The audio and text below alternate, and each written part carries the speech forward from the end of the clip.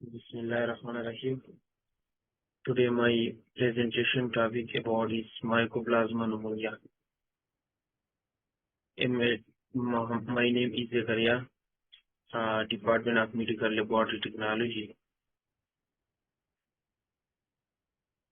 जो हमारे साथ टॉपिक है outlines, introductions, properties, pathogenesis, epidemiology, transmissions, clinical finding, lab diagnosis, prevention and treatment. ये हमारे साथ इस टॉपिक के आउटलाइंस है और हम बारी बारी एक एक को डिस्कस करेंगे।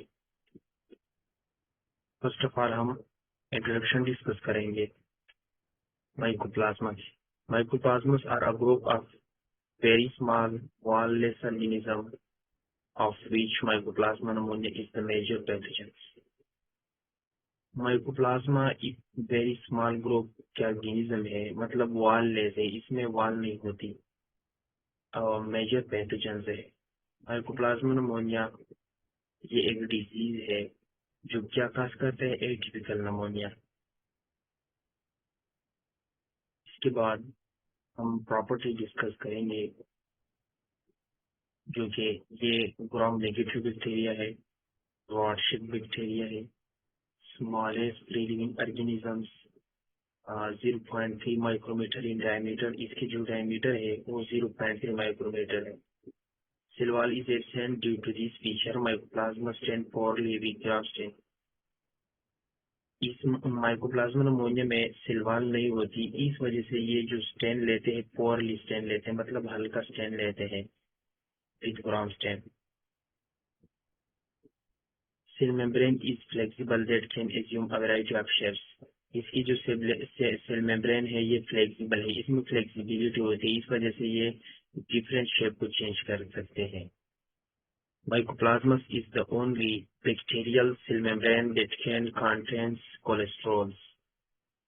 Mycoplasma ये एक बैक्टीरियल सेल मेम्ब्रेन है, सिर्फ बैक्टीरियल सेल मेम्ब्रेन है जो क्या बरकरार रख सकते हैं, cholesterol. They grow slowly and require at least 1 week to form a visible colony. ये 1 week में विजिबल कॉलोनी में कन्वर्ट होते हैं, स्लो ग्रो करते हैं। The characteristics of colony is fried egg shapes. इसकी जो कॉलोनी होते हैं इसके कैसे होते हैं, फ्राइड एग शेप होते हैं। ये जो मैंने आपके सामने ये तस्वीर रखी, ये फ्राइड एग शेप कॉलोनी है। इसके बाद हम पैथोजेनेसिस डिस्कस करते हैं। Mycoplasma pneumonia pathogen only for human is transmitted by respiratory droplets. ये एक पैथोजन है माइकोप्लाज्मा निमोनिया, ये रेस्पिरेटरी ड्रॉपलेट के जरिए ट्रांसमिट होते हैं एक ह्यूमन से दूसरे ह्यूमन को। In the lungs the organism is rod shape with a tapered tip that contains specific protein. इसके टॉप पे स्पेसिफिक प्रोटीन होते हैं जो कि रॉड शेप है। ये organism, the respiratory mucosa is not innervated but the ciliary motion is inhibited and the necrosis of the epithelium occurs. It does produce hydrogen peroxide which contribute to the damage to the respiratory tract cell. Mycoplasma pneumonia has only one serotype and is indigenously distinct from other species of Mycoplasma. ये जो other species होते हैं, मतलब दूसरे species होते हैं mycoplasma के, ये एंटीजेनिकली मुख्तलिफ होते हैं क्योंकि माइकोप्लाज्मा निमोनिया में वन टाइप ऑफ सेरोटाइप होते हैं, इस वजह से ये एंटीजेनिकली डिफरेंट होते हैं। During mycoplasma pneumonia infection, auto antibody are produced against red cell, brain, lung and liver cell. जब किसी को माइकोप्लाज्मा निमोनिया इंफेक्शन काज होता है तो ये red cell, brain cell, lung या लिवर सेल के ऑटो एंटीबॉडीज प्रोड्यूस करते हैं। These antibodies are involved in some of the extrapulmonary manifestation of infections. इसके बाद जो आता है epidemiology, Mycoplasma pneumonia infections occur worldwide with an increased incidence in winters. ये अक्सर विंटर के मौसम में इसकी रेशो ज्यादा होती है, मतलब इन्फेक्शंस की चांसेस ज्यादा होती है. The most common cause of pneumonia in the people of age between 5 to 15 years.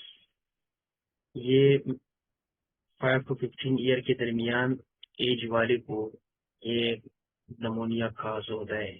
It is responsible for outbreaks in group with close contacts such as families, college student and military personnel. ये अक्सर female में, college student में या military personnel में ये इसको closeness की वजह से ये आउटब्रेक्स आते हैं. It is estimated that only 10% infected individuals actually get pneumonia. Mycoplasma pneumonia accounts for about 5 to 10% of all community-acquired pneumonia. इसके बाद जो हमारे साथ आते हैं ट्रांसमिशन कि ये कैसे कैसे एक जैसे लोगों से दूसरों को ट्रांसमिट होते हैं. When someone infected with Mycoplasma pneumonia cough or sneeze, they create small respiratory droplets that contain the bacteria. Other people can get infected if they breathe in those droplets. अगर किसी को माइकोप्लाज्मा निमोनिया की infection होती है तो ये respiratory droplet की वजह से एक from one people to another people transmit होती है. इसके बाद हम क्लिनिकल फाइंडिंग यानी मतलब इसको हम कैसे फाइंड कर सकते हैं. Mycoplasma pneumonia is the most common type of atypical pneumonia. ये एटिपिकल निमोनिया की कॉमन टाइप है. The term atypical means that a positive bacterium cannot be isolated on routine media in the diagnostic laboratory. ये routine media में isolate नहीं होता atypical pneumonia. The onset of pneumonia is gradual, usually beginning with the non-productive cough, sore throat या earache. Small amount of whitish non-bloody sputum or produced. इसमें white colour सफेद colour के मतलब non bloody sputum produce करते हैं. इसमें blood नहीं होती. Constitutional symptoms of fever, headache and Malaysia. The paucity of findings on chest examination is in more contrast to the prominence of the infiltrates seen on the patient chest X-ray. This disease resolves spontaneously in 10 to 14 days. मतलब इसके time period जो होता है ये 10 to 14 days में resolve होते हैं, मतलब रिकवरी उसकी होती है. Mycoplasma pneumonia also cause bronchitis. मतलब bronchitis mean inflammation of bronchus. ये जो आपके सामने में चेस्ट एक्सरे का तस्वीर दिखा रहा हूँ इसमें क्लियर शो होता है, मतलब इसमें क्लैरिटी नहीं होती चेस्ट एक्सरे में, क्योंकि इसको माइकोप्लाज्मा निमोनिया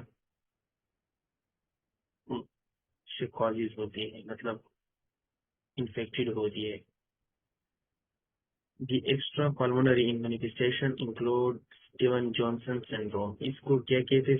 एक्स्ट्रापल्मोनरी मैनिफेस्टेशन को स्टीवन जॉनसन सिंड्रोम भी कहते हैं, मतलब disorder of skin and mucous membrane. Mucositis mouth are sore and inflamed. Raynaud's phenomenon, मतलब decreased blood flow in finger, ears, toes, nipples and nose. Cardiac arrhythmias, irregular heartbeats. Hemolytic anemia. Neurological manifestations such as encephalitis and Guillain-Barré syndromes. ये जो syndrome है, ये जो infection है, ये क्या extra pulmonary manifestation की वजह से. Lab diagnosis. हम इसको लैब में कैसे डायग्नोस कर सकते हैं, इसकी तशखीस कैसे कर सकते हैं हम.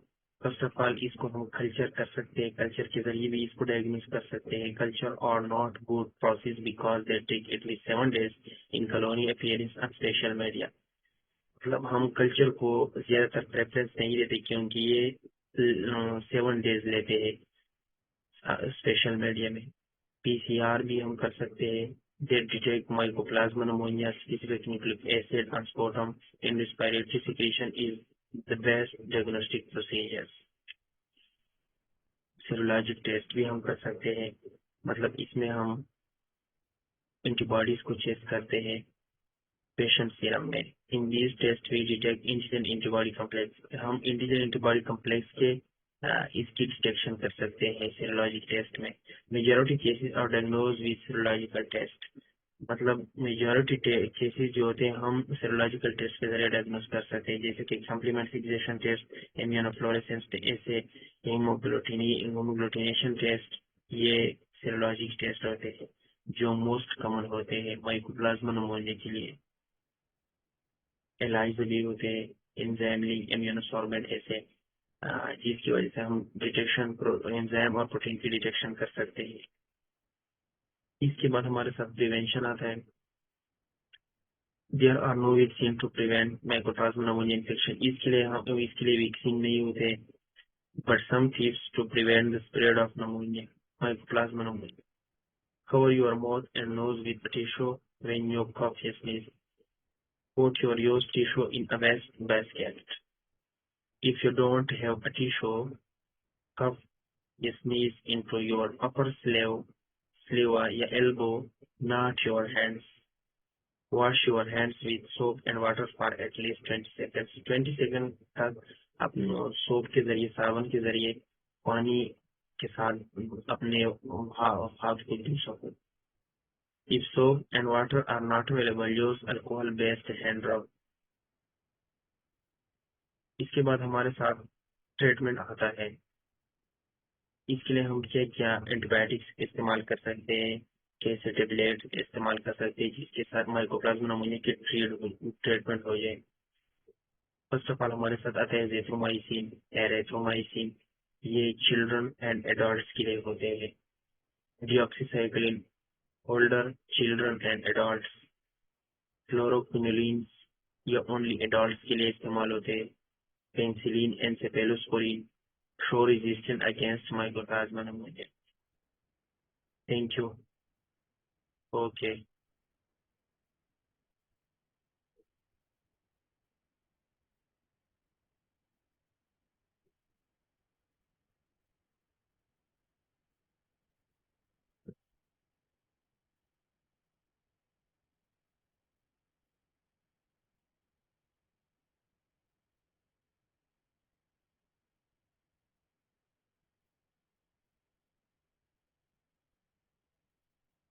Abu Bakar, sekarang kita pilih.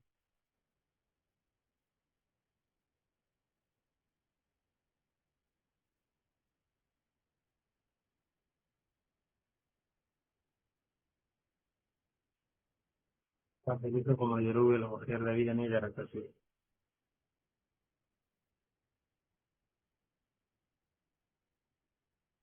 Pero una casquilla y una casquilla.